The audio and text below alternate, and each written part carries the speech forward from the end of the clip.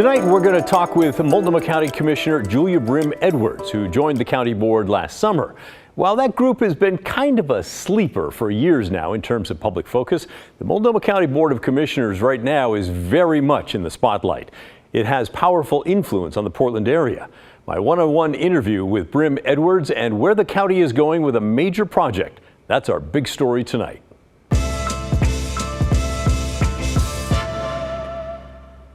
Multnomah County handles the major public health issues in our area and gets hundreds of millions of dollars to do that. So massive issues like homelessness, drug addiction, mental illness, those all fall into the bucket of their responsibility. And in case you haven't really noticed, those things don't seem to be getting much better, which is why the spotlight is on the county commissioner and why it's so bright now. Julia Brim-Edwards is relatively new to the board and brings fresh perspective. She has served 11 years on the Portland School Board and is still there for another year. She also has a business background, including 17 years at Nike, where she was a senior director focused on strategy, public engagement, and also business continuity when COVID-19 hit. She no longer is at Nike, but, you know, she has a pretty full plate. I was going to tease you about not knowing how to say no, but... Well, it's funny because growing up, my parents very much told me that if you, instead of complaining about something, to go do something about it, which is how I got on the school board for the first time, and then the second time, and then the third time. And also why I ran for the county commission. So it's a little bit less than saying no than sort of hearing my mom in my ear. She still lives across the street and sort of like get in there and you know, take action and get after something versus just complaining about it and sitting on the sidelines. Some pretty good advice. I wanted you to hear that so that you'll understand her motivation to get involved and fix big problems. She has a reputation as someone who is tough and determined, someone who does get things done. And now, along with Commissioner Sharon Myron, she is challenging the way that the board chair, Jessica Vega-Peterson, is running the county, including meetings where policy is formed away from the view of the public and fellow commissioners. That's happening right now, for example, with the creation of the county drug deflection program, which will be up and running by September 1st. It will be run out of this building in Southeast Portland and will set rules for what happens to people found with small amounts of drugs. Under the county rules, the chair, Jessica Vega-Peterson, right here, does have enormous power. And under those same rules, Brim-Edwards does not. But Brim-Edwards has learned how to harness the bully pulpit, as they say. She's not afraid to speak her mind to folks like me and others, and said her voters, she represents East Multnomah County, well, that you expect her to challenge the status quo. She started doing that last spring, right after her election. I got about a month into it and I started getting my elbows out and making sure that I was not just going along with sort of, this is how we do things, it's quiet in the summer, you know, you can take some time off or whatever. It's like, no, we have like huge crises happening in our community and the county is key to changing it. So I'm gonna get my elbows out, insist that we have agenda items, that we move forward, that we like actually hold people accountable, that the money we're spending is spent well, it's spent on the things that we told people we were gonna be spending on against the problems that our community expects them. Her biggest current battle is over something called a sobering center. That's a place where police and others first responders can take someone if they're not able to care for themselves after drinking too much alcohol or using drugs. And a warning, it may seem like we're going to go down a real rabbit hole when it comes to explaining this sobering center, but stay with me, it'll make sense. The county used to have a sobering center run by the nonprofit Central City Concern. This was it, but it closed down in early 2020 over worries about the safety of clients and staff. While the program went away, the need never did. So, after joining the board, Brim-Edwards worked with experts for months to develop plans for a new sobering center. They envision a place that could help about 50 people at a time and several thousand a year. I talked to the chair and she tapped me to lead a group, to pull together a group to create a 24/7 drop-off sobering center that would replace the Hooper Center that closed in 2019. So we had law enforcement officers, providers, we had 3 commission offices involved.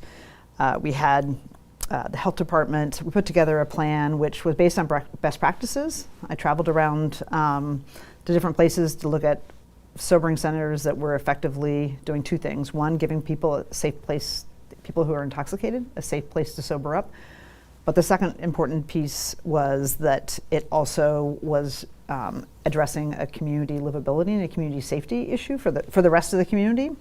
Because we don't want to see people passed out on the sidewalks or in the road or whatever. No, I mean, I think Portlanders are an empathetic and compassionate people, and nobody wants to leave somebody because you think that could be your sister, brother, mother, son, daughter. And so we put together a plan based on best practices. We looked at Baltimore, San Francisco, Eugene. We talked to people who were involved in Hooper, the original sobering center there, and put together a plan. We also talked to the legislature about this particular plan. They gave us $25 million to address this and deflection. So we have all the pieces in place, and we're in the process of moving forward. Yeah, well, actually about that. If the sobering center is moving forward, it is at an inch at a time. In reality, it seems to be continually pushed to the back burner. The current plan is to possibly open it by 2026. One reason, county leadership is focused on building out that deflection center for drug users and the plans that go with it. But there's another threat to the sobering center. Brim-Edwards said her plan is being expanded against her wishes by county workers to include things that she says are not essential. For example, county facilities experts worry that a building with potentially unconscious people needs to have extra thick firewalls to protect against fire protection, because it would be hard to rouse folks during an emergency. Well, Brim-Edwards disagrees with that. So having visited other sobering centers, they're actually fairly, I'd say, like low tech. They're not hospital-like settings. So in the sobering plan that we envisioned, it is for sobering, not an extended detox experience. So you don't think it has to have that level of protection? Like I say, what we've seen, in fact, we went and visited Turk House in Baltimore, which is the provider that just has been hired, and their sobering facility is pretty bare bones. There's some exam rooms. There's a big open room in which people who are sobering from alcohol are in, but it's not a hospital-like setting. Turk House, by the way, is going to run Multnomah County's deflection program. Brim-Edwards says under her plan, the sobering center would be located in a building that is separate from the deflection center that's now being prepared on Southeast Sandy Boulevard in Portland. She says it needs to be near a hospital since the sobering center is not going to care for medical or psychiatric emergencies. And if it's near a hospital, it's quick and easy to take people there. She is fighting against what she sees as the expanding scope of her plan. Am I right in thinking that, it sounds like the county health department got involved in this, and it's kind of like they're taking the opportunity to design a Cadillac, and you're saying, listen, a Toyota Corolla is going to be just fine, cheaper, faster, let's do it. I'm going to push for the plan that we put forward, that we know we need, and we had the health department, providers, law enforcement all at the table, and they all said, we need all those other services. So it's not just all we have to do is get the sobering center. They said we need more detox, we need more treatment, we need more recovery housing. And that shouldn't be a reason while we build that other capacity that we don't open a sobering center. And so we had conversations at the very beginning that we're not going to build a Cadillac. We're building the front door, and we'll be very methodical about also building out the capacity, that it's not just all we need is a sobering center, but if you say we're going to do the whole thing, the sobering center probably doesn't happen with the speed and urgency that it should be. Yeah, because it's 2024 and they're talking now 2026, I think? Yeah, I haven't agreed to that timeline. Nor, as you can see, has Chief Day, and I don't think the community has agreed to that timeline either. Portland Police Chief Bob Day sent a public letter to the board chair, Jessica Vega-Peterson, urging her to move faster to get this sobering center built. There is, by the way, reason for concern. And here, by the way, is where we're going down the rabbit hole.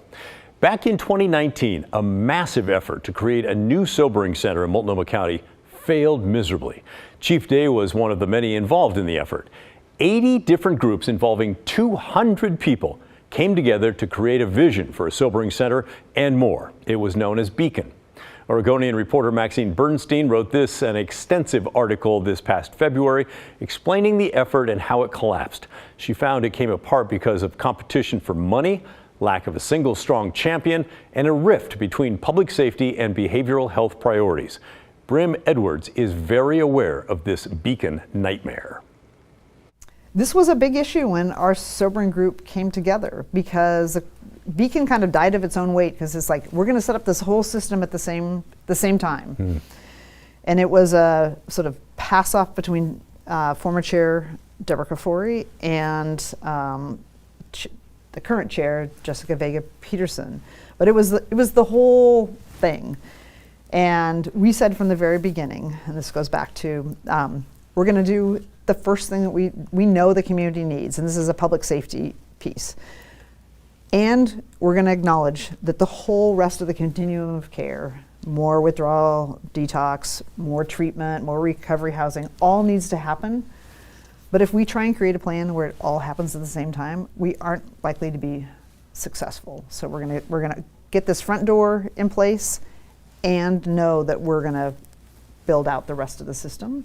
So there's a lot of people. Beacon was trying to build the whole thing all at once. Yes, and there's a lot of people with Beacon trauma, so we promised not to talk about it. I wasn't part of that, and I feel like in some ways that freed me up to, but the lesson learned was, if that is what stopped the sobering center from moving forward before, it's like, we can't do that until we do all these other things. And it's why here we are 5 years later with no sobering center. Okay, so with me so far, Multnomah County, with 795,000 people, has no sobering center where police and first responders can drop off people to safely recover from too much alcohol or drugs or both. And while Commissioner Brim-Edwards has a plan that was created with a coalition of folks and would serve thousands, it's being pushed to the back burner as efforts to create a deflection system for hundreds of drug users takes the attention of county leaders.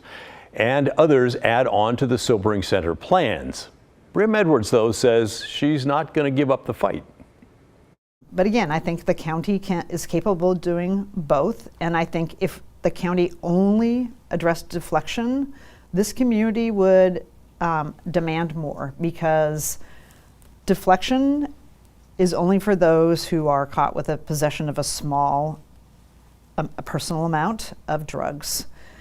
And we know a sobering center would address and support a much larger group. And we absolutely need that.